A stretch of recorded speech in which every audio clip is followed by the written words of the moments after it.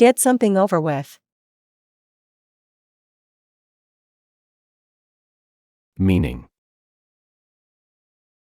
To finish something unpleasant as quickly as possible so you don't have to worry about it anymore. Useful sentences. I get my homework over with before dinner. You get your chores over with in the morning. He gets the meeting over with before lunch. She gets the difficult conversation over with quickly. It gets the hardest part over with first.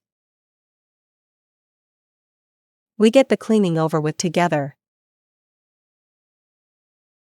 You get the exam over with and relax afterward. They get the project over with before the deadline.